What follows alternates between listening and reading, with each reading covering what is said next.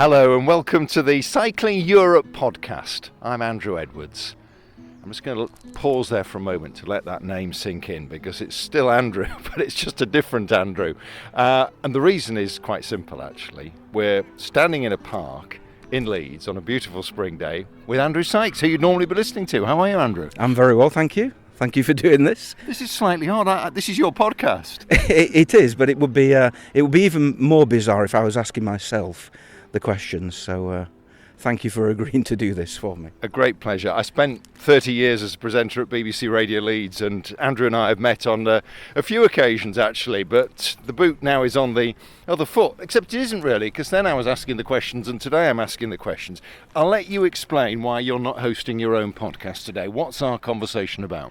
Well, as many people will know, if you're a regular listener, back in 2022 I set off on a fourth long trip around Europe, which I have now called Le Grand Tour, and the book, which I've written, the fourth book, will be published on the 1st of May, so in fact by the time you're listening to this it may well have already been published, and hopefully we're going to have a chat about that particular journey and what led up to it and whatever else comes up. Well, right on cue, look, beautiful bench in the sun. Yep. In West Yorkshire, so let's just sit here and talk. Well, the missing element here is a bike leaning up against the back of the bench, really, isn't it? It is indeed, yes. The key thing, well, not the key thing, but one different thing about this particular trip was the fact that I got a new bike.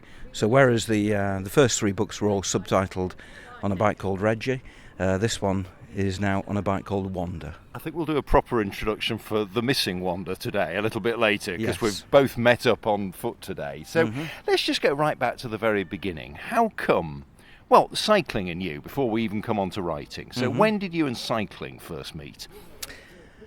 Well, I've never not been a cyclist. I've always been a cyclist. I can always remember having a bike.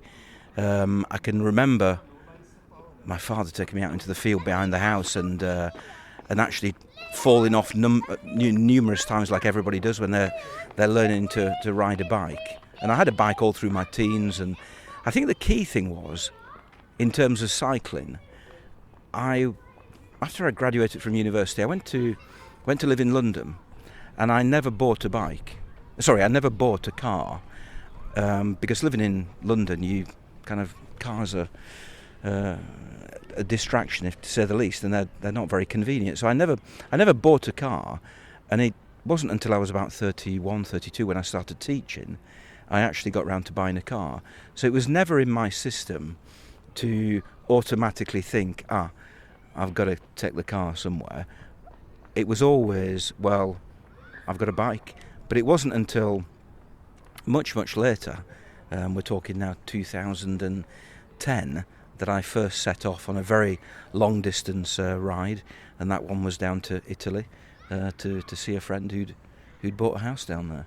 You studied, I know, maths at university, but you've ended up yes. as a languages teacher. Yes, and I suppose the fact that you can talk, not just in stumbling schoolboy French, but in proper French, for example, that must have made a difference. But deciding to write about it as well, I remember speaking to you many, many moons ago when you'd first done a mad adventure. And I remember at the time saying to you, how good are you actually on the mechanics of the bike? Because I've always, I can't even still remember their names. I remember I rode a bike from being a kid, and I always liked the simple pumps on a bike, and then you have the silly fiddly ones with the little sticks coming out which you bend with your pump, and I thought, he looks a bloke a bit like me. Are you any good at bikes?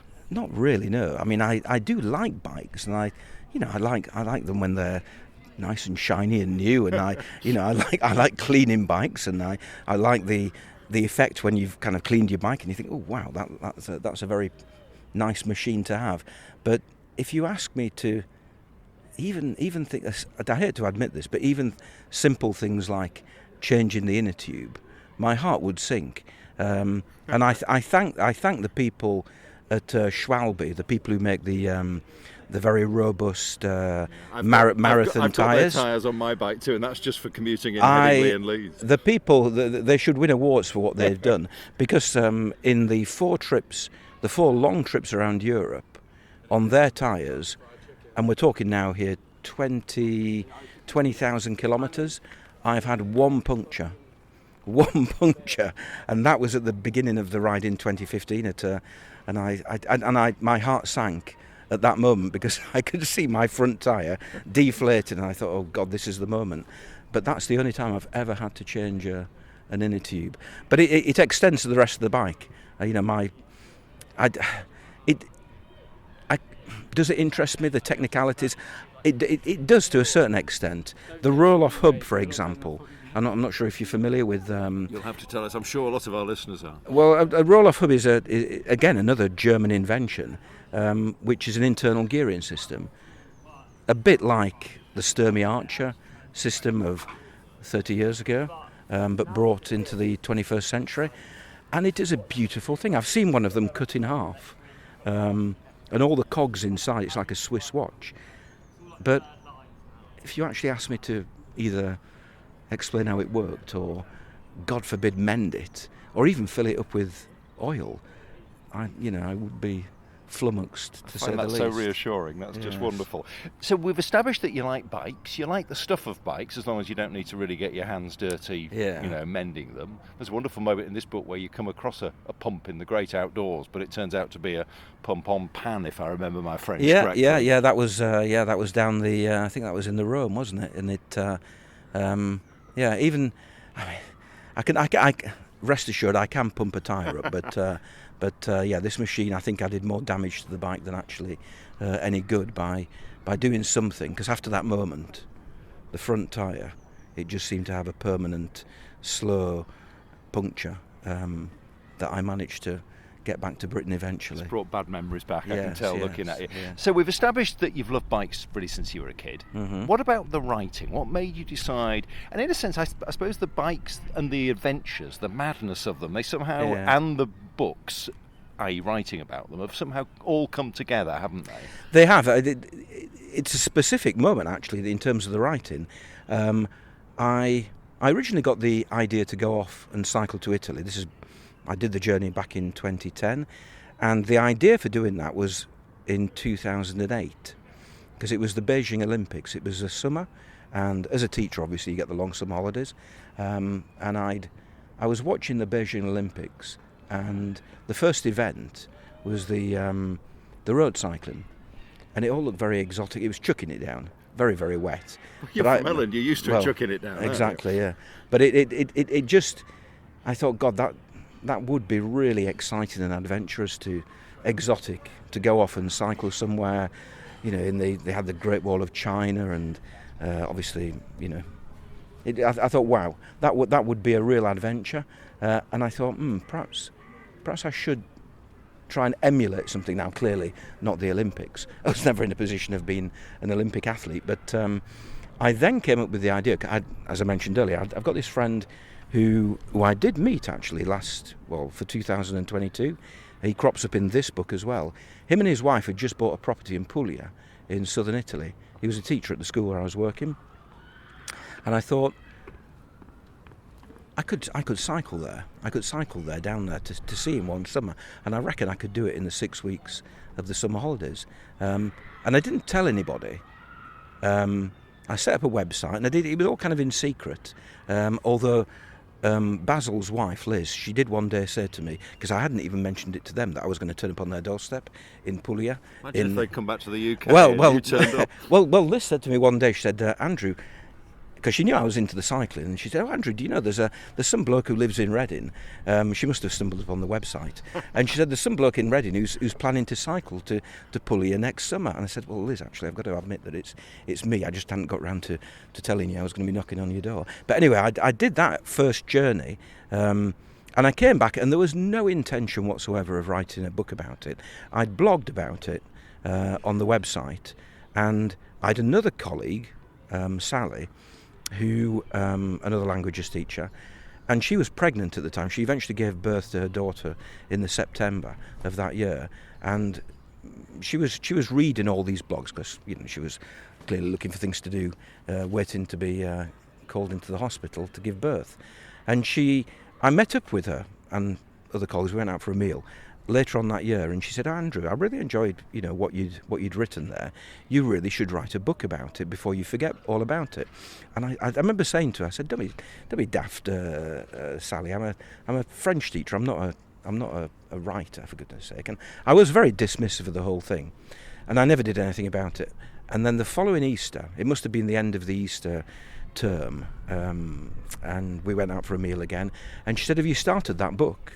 And I said, "No, I haven't." And she said, "Well, you really should do it, because it's you will forget all the details, and it was what you put online at the time was very entertaining and what have you." And I thought, well, okay. And I didn't have anything planned for that Easter, and it was 2 weeks, and I sat down and I thought, well, I'll give it a go, fully expecting to abandon the whole thing after about, I don't know, half an hour. But the thing about writing is that it is quite addictive. And once you start, because there'd been a nice gap between the journey itself and beginning to write that first book, it was almost like I was reliving the journey. And it was, I just found the whole thing thoroughly enjoyable, which was bizarre. Because I'd never done anything like that before in my life. And sparing your blushes, I find it very enjoyable to read what you've written as well, and I don't need to do the pedalling, and I don't need to worry about finding a campsite that night, so I don't get the nice French wine and the wonderful hospitality you come across. This is Andrew Sykes on his own podcast, Cycling Europe, but it's me, Andrew Edwards, late to the BBC in West Yorkshire, asking the question today, simply because you thought it'd be a bit odd to talk to yourself for an hour, basically. Yeah, that would be a bit crazy. It would be a bit weird. Yeah. Now, let's just talk about bikes then. So you have been on 3 mega trips, really. They are mega trips. Four now. But three with Reggie. So why was Reggie consigned? I think he's in the cellar, isn't he? Why was Reggie consigned? And why was Wanda thought fit to be the person who was going on Le Grand Tour with you? Right, okay, well, this goes back actually to the technical stuff. And when I bought the original bike, it was a Ridgeback Panorama, which is a very popular bike for cycle touring. I bought it from a shop in Caversham, where I was near Reading, and as I said, at the time I knew nothing really about buying bikes, certainly nothing about touring bikes. I did some internet searching and what have you, and I thought, well, that seems like a reasonable bike to buy, and it was a good bike. But I did almost immediately start tinkering with it, and I changed the handlebars, I changed the gears, I did various other things to it, changed the saddle. So it was, I think, the only thing when he finally retired. Well, we're talking probably now, when was the last time I rode him? 3, 4, 5 years ago. Does it feel slightly odd saying the last time I rode it? Well, absolutely, and the kids at school, they just think I'm bonkers, but there we go. But by the time he retired, basically the only thing that was left of the original bike was the frame itself. And I thought, I could repair this. I correct myself. Somebody else could repair this for me and get it back up to where it should be. But I thought, well, actually, now that I do know something about what a good touring bike should have on it, surely now is a good time to go and invest. And it certainly was an investment, thinking in terms of the price I paid in a new bike, when actually I can say to the bike shop, this is what I want, this is what I want, this is what I want, and they can actually give me what I need. And the first shop, or one of the first shops I went to, I think you know it well because you've been there for your radio show, is Woodrup Cycles in Kirkstall. Brilliant. With a great history and have made bikes. And there's so much history there and generations of the same family. Fantastic place. Yeah, and there are lots of these small outfits throughout the country who do make bespoke bikes. And I went down to Woodrup, I think, is it John Woodrup, I think his name is. It's a generational thing. I think it's now on the third generation of people who make the bikes. I didn't actually end up buying a bike from them. I actually bought the bike from Cycle Sense in Tadcaster. Not sure if you're familiar with that shop. And they are the only dealer in the country for Dutch Koga bikes. So the bike that I eventually bought, Wanda, it's kind of a hybrid bike in the sense that they allow you to customise it to your own specification. So it was a World Traveller bike, but they call it a signature because basically you can choose the components that you have. And I have to say, it is a wonderful thing. And it does have basically everything that I always dreamed about in terms of a touring bike. You should see his face. He's like that kid talking about loving bikes when he was a little boy. That's just wonderful. Yes. And it's so nice as well that you have got to that stage where you've now got the bike that is absolutely right. I was thinking earlier that you should have got from Schwalbe perhaps a lifetime supply of tyres, but given you mentioned that you rode on them for 20,000, they wouldn't be giving you much, would they really? But it is funny how you've come to realise what 20,000 kilometres that was, and was it one puncture is all you had? One puncture, astonishing. Yeah. And so you've had Wanda now for one trip. Why Wanda? Well, I felt obliged to give her a name. And why her rather than a him for Reggie? You're asking some very tough questions. These are important matters, Andrew. I can't let you get away with it. I'm not sure whether I've got an answer for that, but it is down to the. It was Reggie Ridgeback. Yes. So this was a World Traveller. It was a Koga. I could have called him Kevin Koga or Kenneth Koga. I like Wanda because Wanda you think of wandering, but you also think of fish. I don't know if there's anything to do with fish there. Yeah. Well, exactly. So when I thought, well, actually, Wanda has that double meaning, albeit if you ignore the spelling.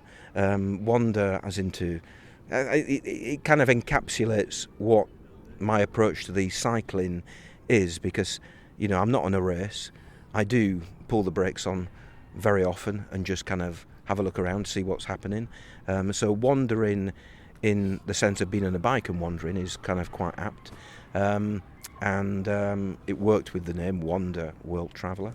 But yes, a bike called Wanda. In fact, I think it was somebody on Twitter, or X as we should now say, who did point out to me that it should be a bike called Wanda. And the bike has its own Twitter handle, and it is at a bike called Wanda. Oh, just brilliant. And I've got to ask another question, which you'll probably be irritated by as a teacher. And I've done so many radio phone-ins and debates where some people will say teachers have the toughest job on the planet, and others will say, what are they grumbling about? They're only there half the time. How do you manage when you have what I still think of as a kid from Hull growing up in the 70s as a 6 weeks holiday? How do you manage to spend 2 months cycling? Well, each of the four big trips have been kind of at different points over my teaching career over the last 10-15 years. The first one, it was entirely within the 6 weeks holiday, and I think I did it in 5 weeks and 2 or 3 days. The second one, I was the head of languages in a school down in Henley-on-Thames, and the head teacher, she knew I'd done the first ride, obviously, and I went to her one day and I said, I'm thinking of cycling along the Mediterranean. This is back in 2013, and I think it's going to take me a bit more than 6 weeks. I wonder if you could possibly give me 2 weeks of unpaid leave so I could set off at the beginning of July. And she immediately turned around and said, yes, Andrew, no problem whatsoever, which I was almost offended at, because I thought, well, actually, I'm not as vital to this organisation as perhaps I think I am. But that was what happened in 2013. And you got all your lines ready about brushing up your language skills, on location rather than in school. I was fully prepared to have an argument with her, a polite argument, but she said, yeah, no problem. Right, okay. The next one, which was the longest that I've done, that actually was, I decided to move back up to Yorkshire, where I'm from, and I left Reading, where I was living, at the beginning of 2015, with the intention of going back to work at the beginning of the next academic year in September. So I had this longish period. I went down to Spain, did a language course down in Spain, and then spent 3.5 months, travelling from Tarifa up to Nordkap, and then came back. When I came back and and relocated back up to Yorkshire. But this most recent trip, this wasn't planned. I knew I needed a bit of extra. Well, I certainly needed 2 months, and I was working at the school where I work now. But I was working on a 4-day-a-week contract, so basically I should have had 1 day a week off. But unfortunately, I was covering for an absent teacher, and this person had a 5-day timetable. So basically, I was going in every day, and I went to the school towards the end of the year, and I said, "Look, you've not paid me enough for the days that I've worked. You could either pay me for which they would have done. They weren't doing it underhand or anything like that. It's either going to be a case of you pay me for those, or why don't you give me those days extra on the summer holidays?" And again, they said yes. The work I was doing had kind of petered out, so that made sense to do that, and that is why I was able to leave on the journey at the beginning of July, and then obviously return at the beginning of September. He's got all the cunning plans worked out. I have to say, though, you did get your 2 months, but there is such a sense of jeopardy in this, because you really like to push it. So if something had gone wrong, I'm talking about badly wrong here, you frankly would have missed the beginning of term, wouldn't you? Well, it was really quite a close squeak. It was. I mean, I don't want to. I suppose the giveaway is the fact that there's a map in the front of the book showing you where I went. So I'm not giving anything away, I don't think. But there was certainly at the time of the journey, I knew I had a ferry booked for I think it was the 3rd of September, the Saturday. I would arrive back in Hull on the Sunday morning, and then the school term started on the 5th of September on the Monday. So it wasn't something I could kind of just blindly rearrange at the last minute. I had to get to that ferry. But one thing I did with this journey, which was different from the others, is that whereas the 3 other journeys, I was actually quite evangelical about making sure that I never used anything apart from the bike. And every single metre, apart from under the Ionian Sea, I had to get in a car to go through the tunnel because they wouldn't let bikes through. I want to see you on some sort of James Bond type contraption where you're pedalling and there's this white sleek thing on the top of the waves. But anyway, we'll let you off with alas that. not. But for this trip, when I sat down and I thought, right, I've got 2 months to do it.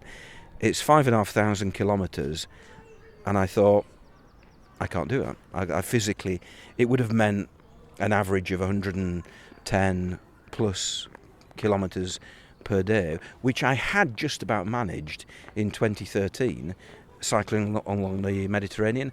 But I was knackered at the end of that trip. A younger man by then. Exactly, yes. And we'll explain actually how you did the extra bits of transport in a second.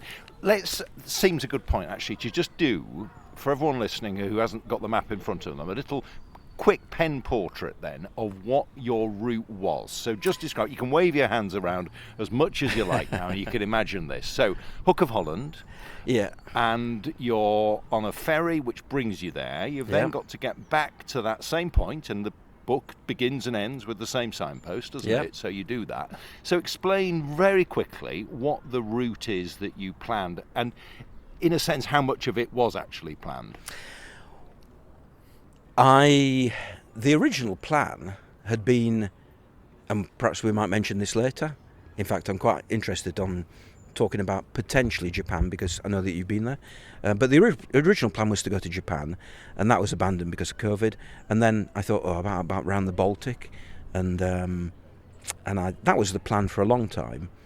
But I just wasn't getting excited. The thought of spending 2 months in the summer, being in predominantly cold climates, and I thought, could I do that? And I really wasn't getting enthused about it at all. But I had this ferry booked to Rotterdam, to the Hook of Holland, and I thought, well, instead of turning left and heading for the Baltic, why don't I turn right instead? And I looked at the map, and I was aware of various named routes that I could potentially follow, and over the years, people have assumed that I'm an expert when it comes to cycling in Europe. I'm not. And there are lots of iconic routes in Europe. that I've never cycled, and I thought, well, might this be an opportunity of actually filling those gaps of my knowledge in? So basically what I decided to do was head down the coast as far as Dieppe. Now, the southern portion of the Avenue Verte to Paris goes from Dieppe down to Paris, so that I could take that.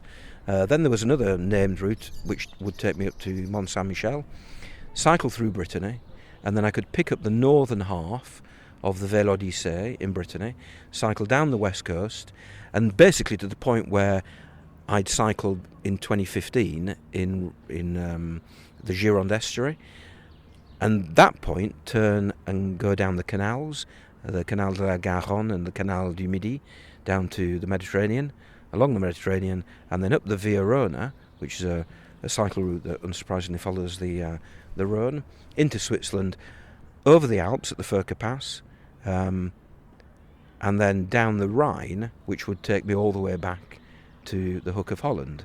And that basically, I didn't really do masses of planning because I had the beauty of just being able to follow these routes along the way, and most of them were, well signposted, so it wasn't a difficult technical challenge in terms of finding my way. Well done on minimal gesticulating there, because I should say, if you can hear noises in the background, we're sitting in a park in Leeds. I'm Andrew Edwards. Guest appearance on the, well, we now know to call it I'm Not Really an Expert on Cycling Europe podcast, because that's what he's just admitted. But Andrew Sykes talking about his latest expedition, and more particularly his latest book, which is Le Grand Tour.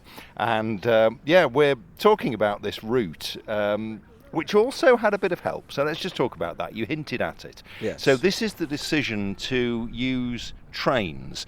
And there is one bit where it really made me smile, where you talk about a clarification rather than infringement of the rules, because there's this wonderful moment in a great European way where I think the ticket shows that your journey was 99 kilometres, and you do a sigh of relief because you were invoking the small print of, well, we can do as crow flies if needs be. Yeah.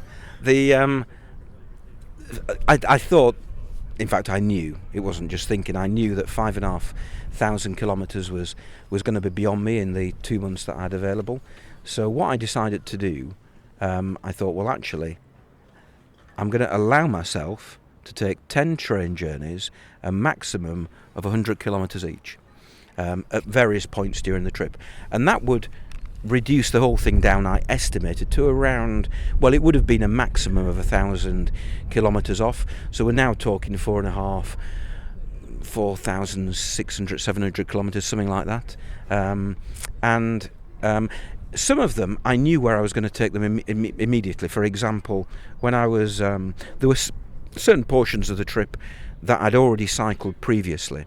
The bit, for example, from La Rochelle to the Gironde estuary, I'd already done that back in 2015, so I thought, well, actually, that would make a good opportunity of taking a train, and it was about 100 kilometres. That was the crow flies one. But there were various others, and some were decided on a whim, and some were quite wasteful in terms of they could have been 100 kilometres each. The shortest one was going out of Andermatt, because I had to climb out of Andermatt over another pass. That was very clever, because that was short in sort of crow flies terms, but yes. I reckon that was very strategic. It was, and also I just fancied going on one of these Swiss trains. I've been seeing them, the Glacier Express trains down the valley of the Rhone and into the Alps, and I thought, hey, sod it, I'm gonna jump on one of these, even if it is only 15 kilometres. But that was quite wasteful, because that was basically adding an extra day of cycling, because I wasn't using 85 kilometres of the... This is a holiday. This is a trip. This is something special. You don't need to worry about it. Yes. You really don't. I did get away with it in the end. Got away with it. Nonsense. Let's talk about people and places. So, where you end up, what I'm struck by is an awful lot of this is something that I actually don't like on holiday, which is that uncertainty of where will I lay my head at the end of the day. So, where do you normally stay? What's your standard routine? The first 3 days were actually planned. I think anybody who's done a long distance cycle will probably sympathise with this, in that it is fundamentally a weird thing to do from the perspective of other people, and it takes a few days perhaps even a week, to get into the rhythm of being a cyclist, a touring cyclist again. You've just got to feel comfortable on the bike. And I thought, right, in order to help with that transition back to being a long-distance cyclist, I just need a few days where I've planned it. So I did actually plan the first 3 days. I stayed in the campsite, and then the next day I stayed with a Vrienden op de Fiets person.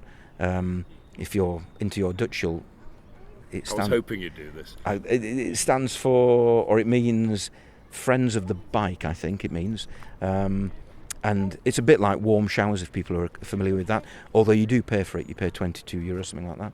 And then the following night I was staying with a warm showers host, and that was free. That was in Ostend. But after that point, it was a case of finding accommodation each night, which I've got used to. I think it terrified me. On that first trip cycling to Italy, it was never a problem, but it was it played on my mind a lot more than it does now. I've never, in how many days? We're probably talking 200 days of cycling altogether across the trips. I've never once had to sleep in a park. I've always found accommodation, usually campsites, although sometimes it does. You get into 5 o'clock and you think, well, I haven't found a campsite yet. Where the hell is this campsite going to materialise from? But usually you stumble upon something. But nowadays, you see, I take my hat off to the people who did what I did back in the 50s or earlier in the basically pre-internet. Now you've got the internet and you can go online and you can find wherever you need to go. You can find campsites, what have you.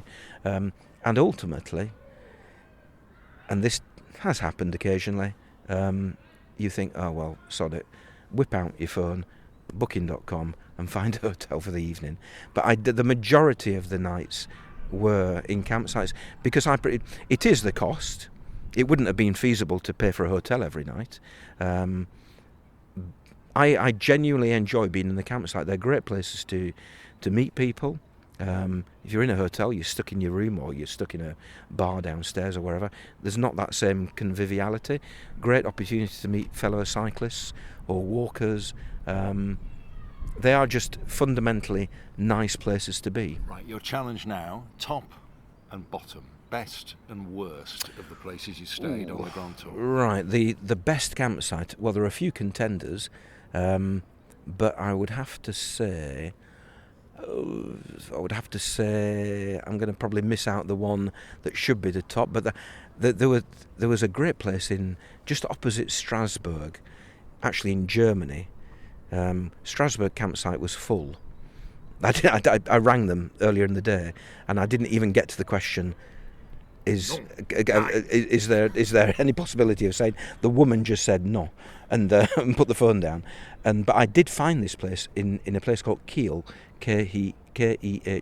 Not sure how you pronounce it, and that was fantastic. And the best campsites are the ones, certainly from the perspective of a touring cyclist, is where they have an area they usually call it a free camping area, where you can basically go and stick your tent wherever you want. I noticed you clarify in the book that doesn't mean you get it for free. So yeah, I've had a few emails over the years saying, where do you find these campsites that you don't have to pay for? You do have to pay for them. But they are the best kind of campsites, and there are some real crackers. Perhaps I've just remembered, the best campsite, however, was in a place called Domfront in Normandy. And not only was it a cracking campsite, free camping area, great location, interesting hilltop town, fantastic facilities on this campsite.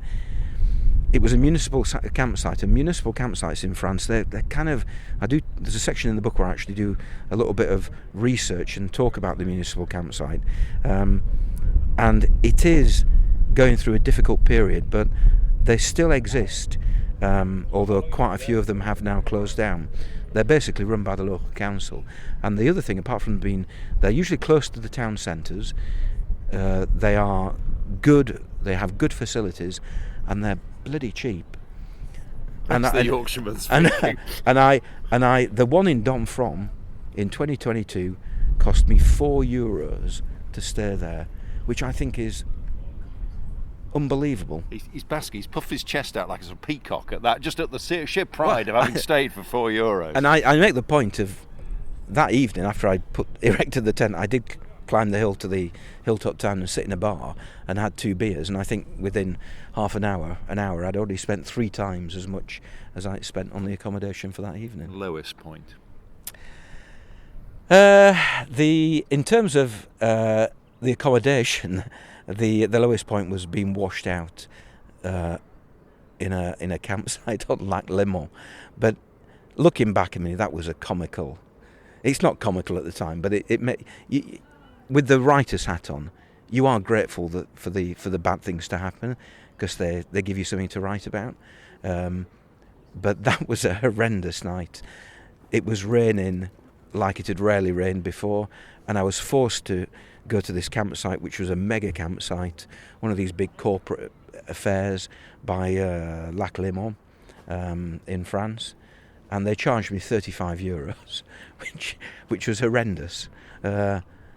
And I put the tent up, and there was literally what's that, 20 centimetres in the deep end, because it was on a slight slope, and that was a low point. But yeah, it makes easy something to write about in the book. He thought, all right, well, I've got a good episode here. We'll come back to people, because you met some wonderful people on this trip. But let's just talk about high points and low points of a different kind, because actually you were looking forward to something that I remember really well. Many, many moons ago, my other half and I had a trip to the south of France and visited a number of places that you visited. A very nice sweet wine from a place called Frontignac, or Frotting, something like that, I remember. Yeah. And we went on a trip on the Canal du Midi. And this was pre our daughter arriving in the world, so it was not in school holidays.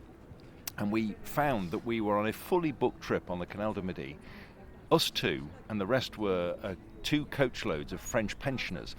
And when we went on this nice poutle along the canal, we got to the point, lovely canal side restaurant where we were having the meal, and they charged off as if they had never eaten before, and they jumped at the tables, and we had just sauntered off, not realising this was about to happen, and there were no 2 seats together, so we were left with just 1 seat on one of the long tables and 1 on the other. And the chap who was running the restaurant and his team of women took absolute pity on us and told them how rude they'd been and how inhospitable they were, and then made a huge show of setting a table out for us, which they decorated with a proper tablecloth, and then made a point of bringing twice as much food for us and free wine so that we could sit and look at them, and they all learnt a lesson. So that was and I still smile at it, Canal du Midi memory. You were really looking forward to the Canal du Midi, and it turned out, and there were compensations, and we'll come on to those, but it turned out actually to be quite disappointing for a number of different reasons. Yeah, the Canal du Midi, I mean, I think Rick Stein has a lot to answer for, because he went on a boat along the Canal du Midi, and I think he was the one who really popularised it in terms of popular culture in Britain, certainly, and it's got a mythical air to it. The Canal du Midi, you know, it's southern France, you know, the cicadas, the beautiful landscape, the foothills of the Pyrenees in the distance. It's a very old canal, built back in the 18th century. I didn't realise how old it was until I read your book. It was, this chap called Pierre-Paul Ricard was an engineer, and we're talking back in the time of the kings and queens of France, and it was the king who gave permission for him to build the whole thing, and it is a beautiful thing. That was a wonderful bit where he actually carried on, even though he knew that he shouldn't have been. Blasted through a hill, and then waited to be told that he shouldn't have been doing that, and said, we seem to have done it anyway. Yeah, there's a moral there forever. There's all, I think. But it is a beautiful thing. You can't deny it is a beautiful thing. But the problem is, it's a beautiful thing if you're actually on a boat.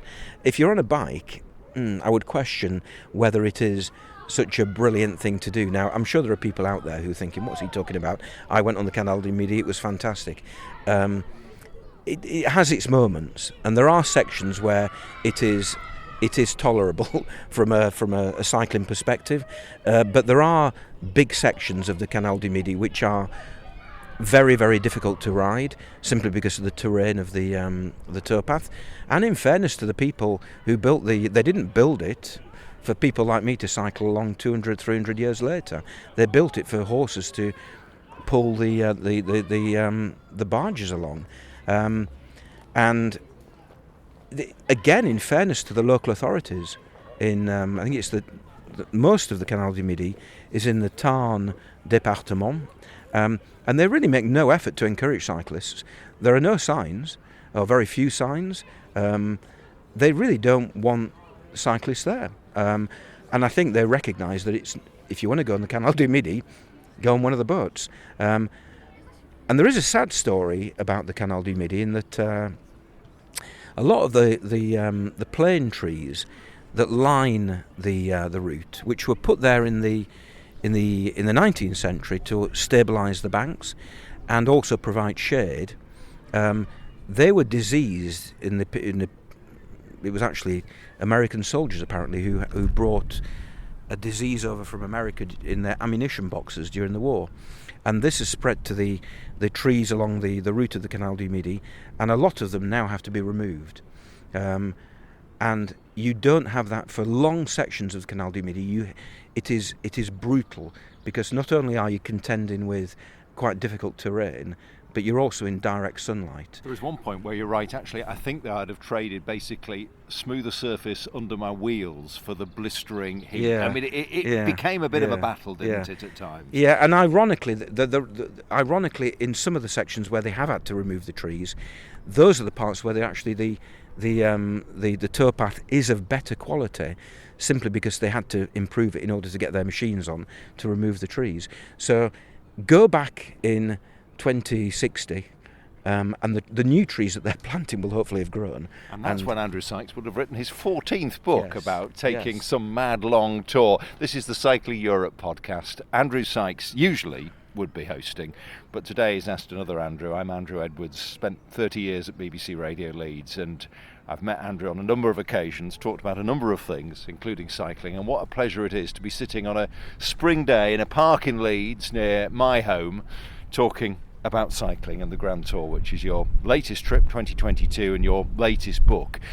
Let's talk about the very big upside, because actually you've mentioned a route that is named for one of the world's great rivers that turned out to be fantastic, and I think you really loved this side of it. What am I talking about? Yeah, the ViaRhôna. When I was planning the trip, in inverted commas, to the extent that I did plan it, I knew of the other routes, the majority of them. I knew the Vélodyssée, I knew of the Canal de la Garonne, Canal du Midi, the Rhine later on. I can't, hand on heart, I don't know whether I'd heard of the ViaRhôna or not. I'd heard of the Rhône, of course, but not the ViaRhôna, the cycle route.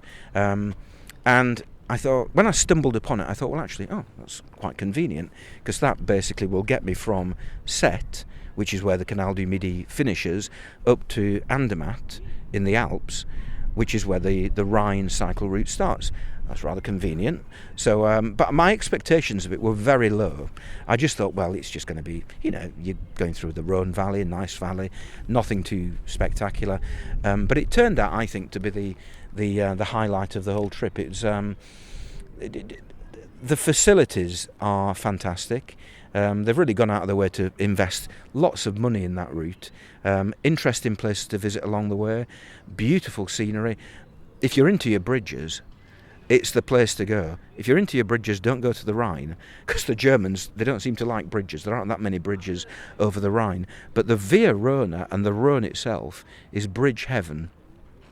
Some beautiful, beautiful bridges, including one particular one, which was at a place called Roche something, I've forgotten the name of the place, but a beautiful footbridge which has been repurposed. It has a long history of being destroyed several times, but they've now repurposed it as a cycling and walking bridge, albeit a cycling bridge that you're not supposed to cycle across. But when I did it, it was 8 o'clock in the morning, so I thought, well, what the hell? No one's watching. Yeah. I'll get away with this.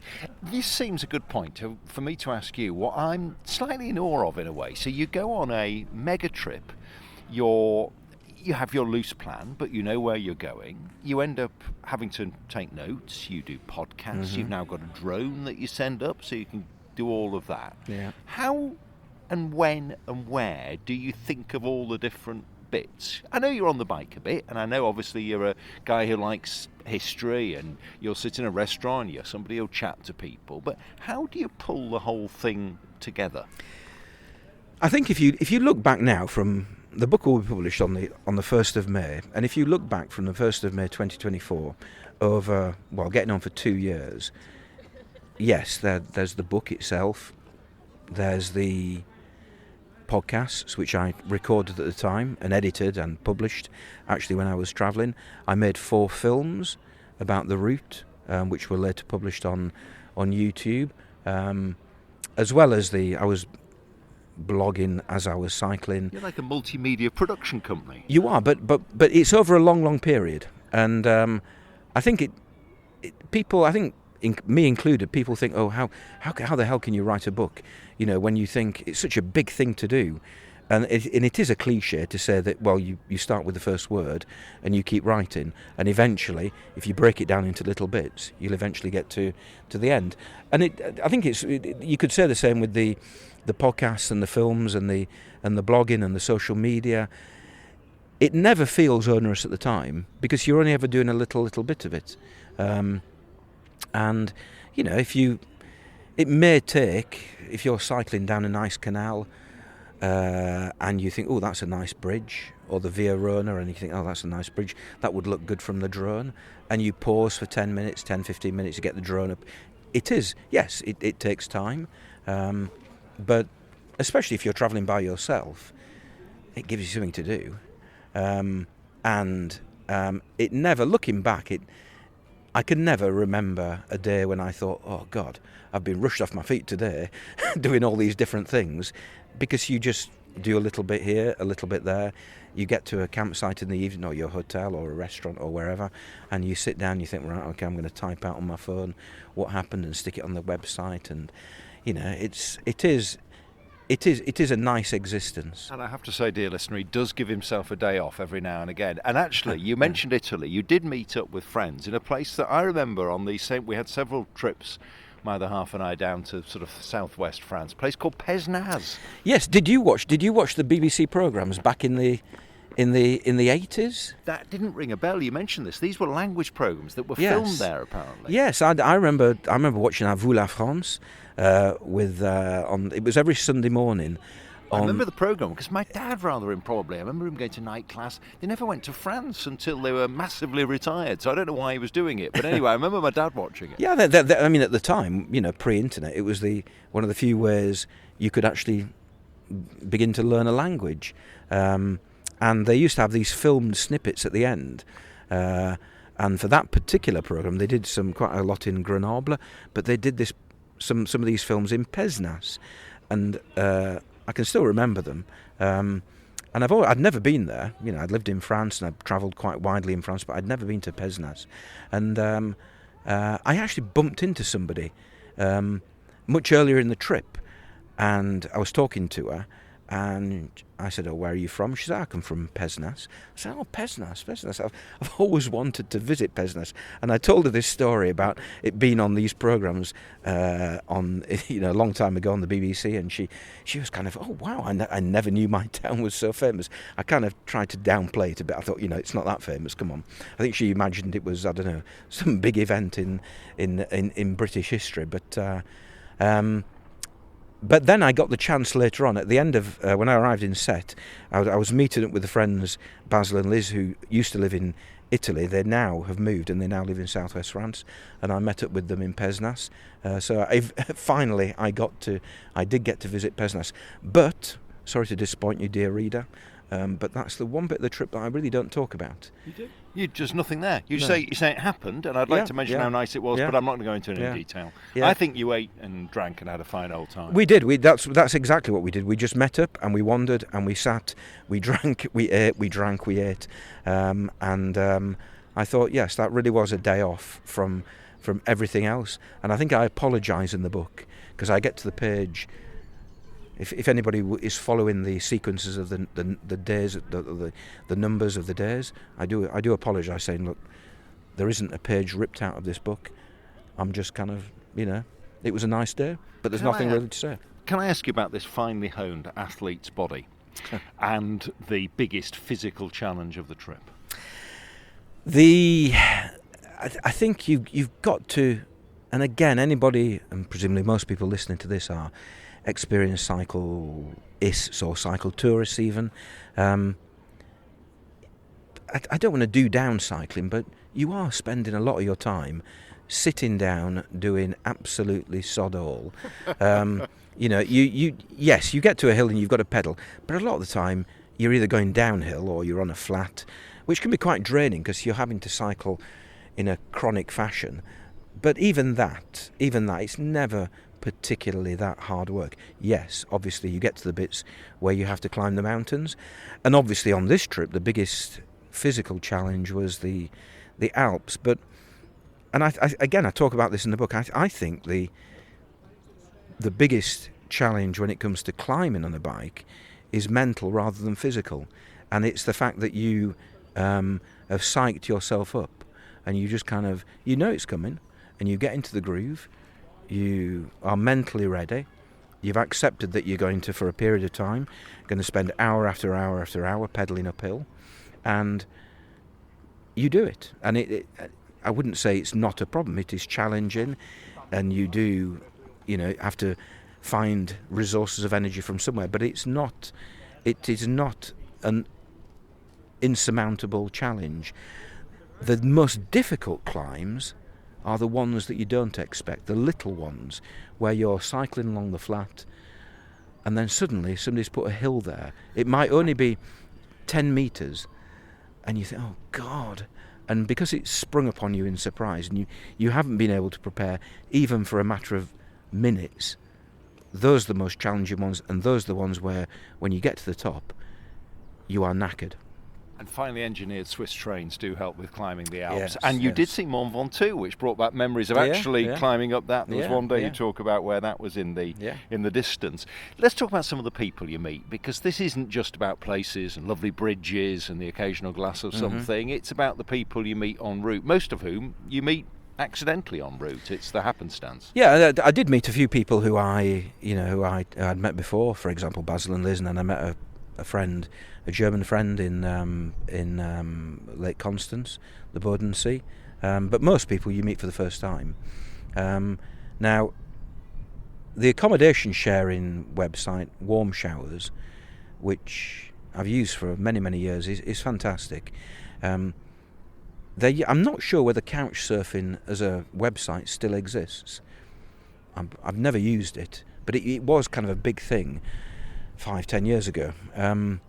But and basically Warm Showers is the couch surfing version, or for cycling tourists is the equivalent to couch surfing.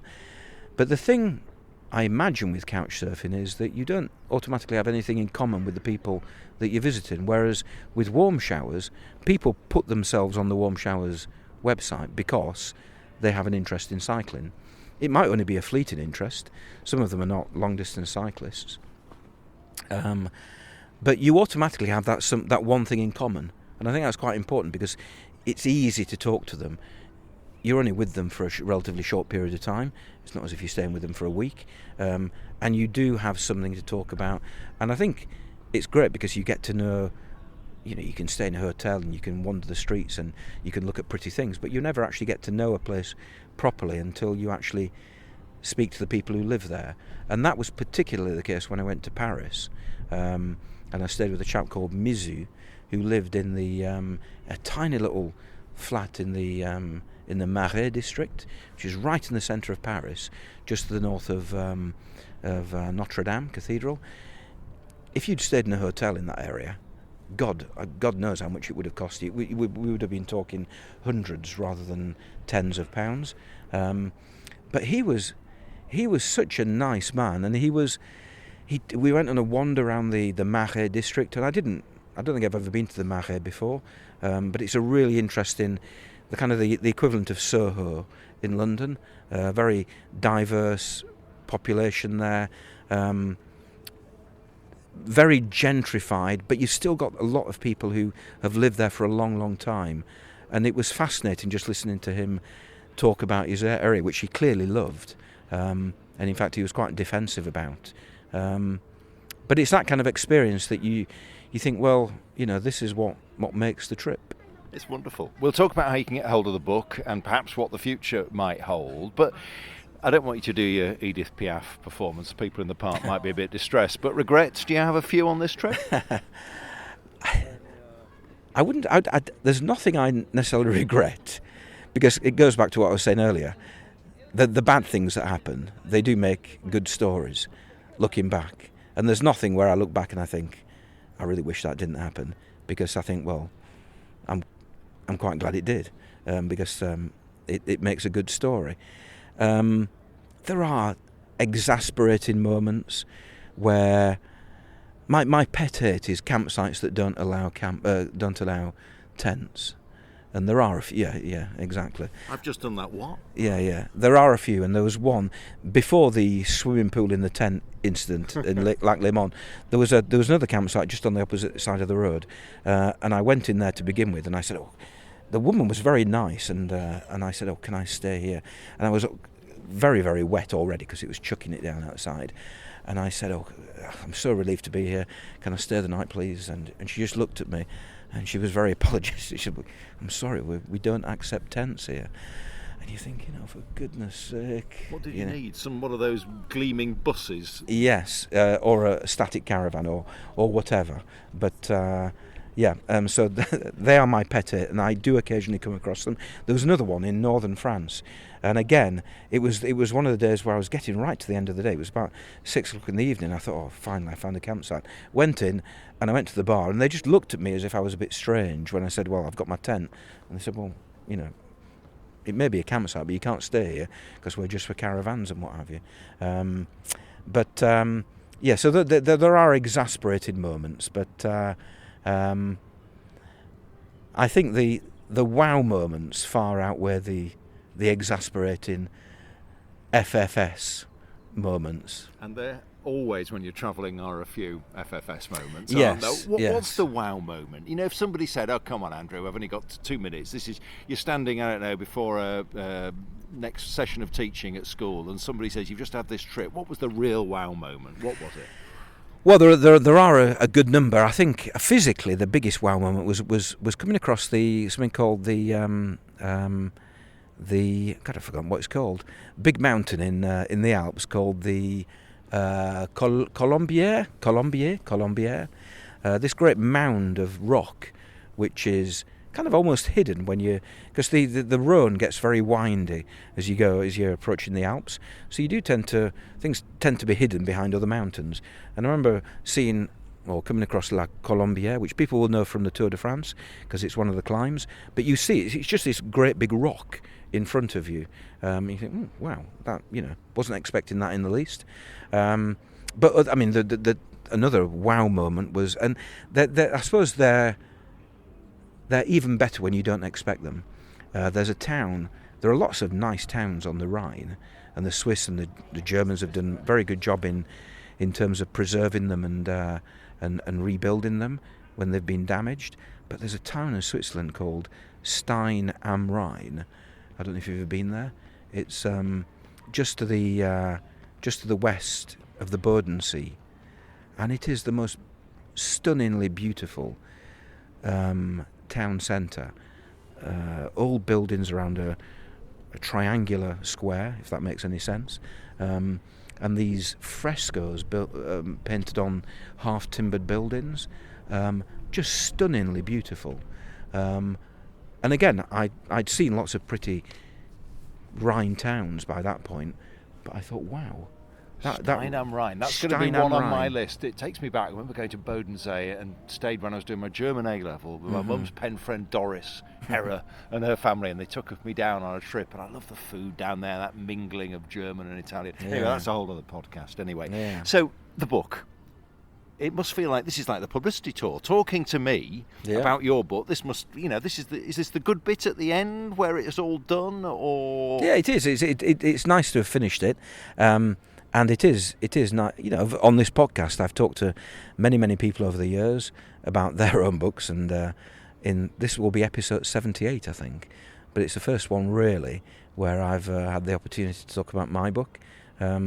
And it is nice. It is nice looking back, and it's nice to have made a record of that journey. And it is nice. It is nice. The feedback I get is nice. You made a couple of positive comments yourself earlier, and it is. I'm not looking for adulation, but it is nice engaging with people who are interested in what you've done. You're very good company, if I can put it that way. There will be other people who I guarantee will loathe the book. And I know a certain group of people who might be quite critical of it, but I won't mention that particular group of people because of some of the comments I make in the book. But after the journey of writing the books has been quite an interesting one. The first two were self-published, and this one, the third one was published through Summersdale, now part of Hachette.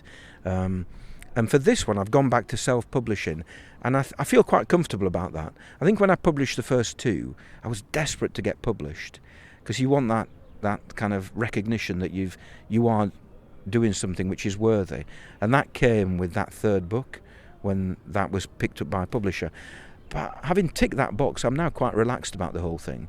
And it is just nice sharing. I guarantee, come this time next year, I will be still working at Brooksbank School in Elland, teaching children French and a bit of maths. Which is the school you went to, isn't it? It is indeed, yeah, absolutely. But I'm not going to make my fortune from writing books.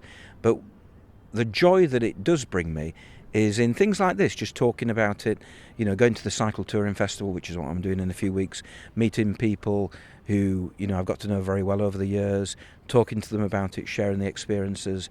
I've received, over the years, hundreds of emails, even a couple of letters, from people who've read the book.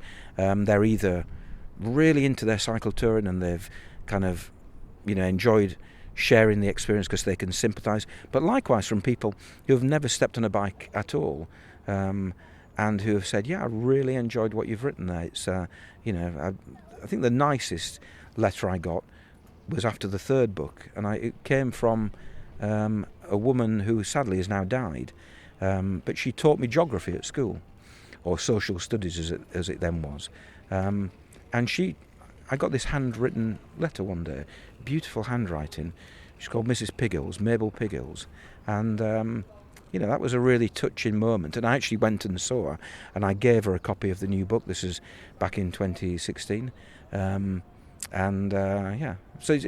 it's those kind of encounters that, I think if Sally, when she said to me all those years ago, Andrew, you really should write a book, otherwise you'll forget. If at that moment I'd said, "Oh, Dobby, you're still talking nonsense," because I am still just a French teacher, I do wonder what I would have done for the past 15 years.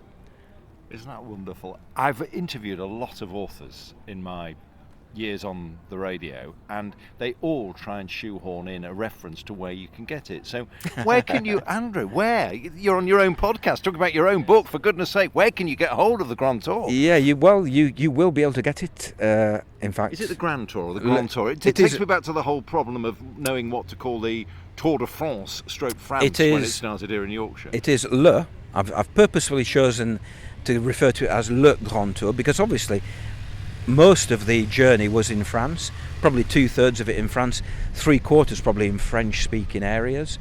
So Le Grand Tour seemed a good title for the book, and it also it kind of gives a suggestion of those epic tours of centuries gone by where people sauntered off around Europe and they. You came back with a canaletto. Yes. But I read this morning actually, very interestingly, that Byron, he died 200 years ago yesterday, and he died when he was 36. So I'm not 36, but it's that kind of thing I'd like to I'd like to evoke a little bit of it in my saunter around Europe, a bit of the Byron spirit, going round and just kind of stumbling upon things and finding things to amuse me. But I've forgotten what the question was. Where can you get it? Where can you get it? The most important question. Amazon is probably the best place to go. But if you go to cyclingeurope.org, the same home as this podcast, then you'll find numerous references, no doubt, to where you can get hold of it. I have loved our chat, Andrew, I really have. But I just want to ask you one final question, because this is the Cycling Europe podcast. You've been on the Grand Tour, which conjures up images of days of yore and going around Europe. In a sense, we shouldn't have even been having this conversation. You've touched on it once. You were intending to go somewhere entirely different. Well, this is where you can start telling me all about Japan, because you've been there. We had 3 wonderful weeks there in 2015, and it is still, I've done quite a bit of travelling, it's still my all-time favourite destination. I would love to go back. Wonderful place. Did you do any cycling there? We did a little cycling. We went to what are called the Japanese Alps, and we, in a very Japanese way, they insisted, this was weeks before we went, on getting all our measurements, so that when we arrived, there were 3 bikes perfect to our build, size, weight, inside leg measurement, ready for what turned out to be a trip of just a couple of hours in the afternoon. And it was my other half, me, and our daughter. A guy from Hiroshima who'd come on a weekend away with his own fold-up bike, and a lovely guy who had defied his family, given up a very good job in the city of Tokyo, spent the summer teaching people to snowboard, and spent the winter teaching people to snowboard and the summer taking fools like us around. And he unpacked from a little rucksack homemade little biscuits and gave us green tea. It was one of the most memorable cycle rides I can remember. And at one point we stopped, and there was an old couple working in a field, and they were wearing those traditional Japanese hats, and I thought, this is why you travel. Yeah. And what month of the year were you there? We were there in the late spring, early summer. Right, okay, because that I have been told that that's probably the best time to go because of the blossom, a bit like we've got blossom around here, haven't we? And I would be obliged to go in the summer holidays, which I think might be bakingly hot and rather humid, apart from anything else. Yeah. And my other question would be, how did you cope with the language? The device that you mentioned in your hand, which has transformed cycle touring, was our absolute saviour, because you're right, there's not a lot of English, particularly on the signs in Japan, but having Google Maps, frankly, which meant that you're dealing with public transport, which was a dream. So we had a Japan Rail Pass, which meant as long as we could get on any train, but the Shinkansen, the bullet trains, you had to book in advance. That was the biggest challenge of my life, because certainly in 2015, that part of it was not online. And I had to go into a booking office in Kyoto and change a number of train times with no Japanese at all. I've been told, actually, by somebody that, contrary to what we might believe, Japan is a bit less obsessed with technology than we perhaps are here in Europe. Is that? Did you find that? I agree with that. People, and I tell you what, the other thing is that people were so wanting to help. They were so obliging. They were so friendly. And even though not a huge amount of English was spoken, if you stood in the equivalent of, we're talking in Leeds, in the main station in Leeds, and you were gawping at your phone, you could gawp at your phone forever. Nobody would come and help.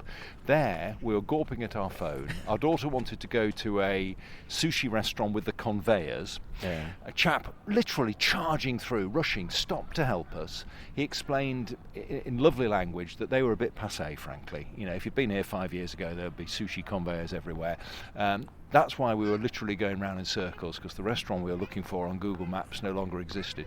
But if we had a moment, and yes, he was in a hurry, but he would show us, his favourite restaurant was in the station, and it was this multi-tiered station, and up on about the 8th floor, we found ourselves as the only non-Japanese diners in a lovely restaurant where we were literally down, sitting on cushions, eating in a lovely place.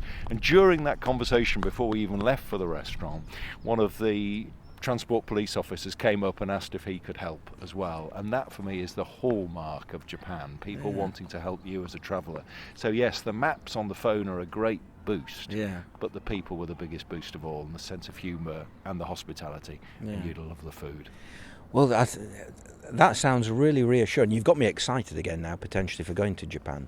I mean, not this year, but 2025 perhaps? Who knows? The original plan was to... in fact, I bought the tickets. I bought the tickets to fly to Tokyo, and then to get another flight up to the northernmost point or near the northernmost point of Japan, and then cycle all the way down via Tokyo, via the Olympics of 2022, and then finish the trip at the southernmost point on the main or the southernmost island, and then fly back to Tokyo and then fly back home. So the logistics of doing it were quite challenging. I'm quite used to, getting on the Transpennine Express to Hull and getting on a ferry and ending up at the Hook of Holland. I've done that a few times, and that's nice and simple.